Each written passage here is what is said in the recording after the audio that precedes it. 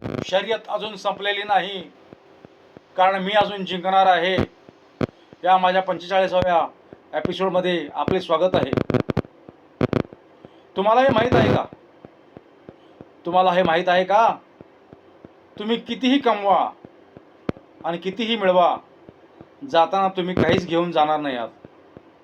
मग माज कशाला करताय? कारण दारात आलेला यम तुम्हाला तुमच्या पायातल्या चपला सुद्धा घालू देणार नाही, हे लक्षात ठेवा. त्यामुळे एक गोष्ट लक्षात ठेवा, पैशाचा माज दाखवू नका, गर्व करू नका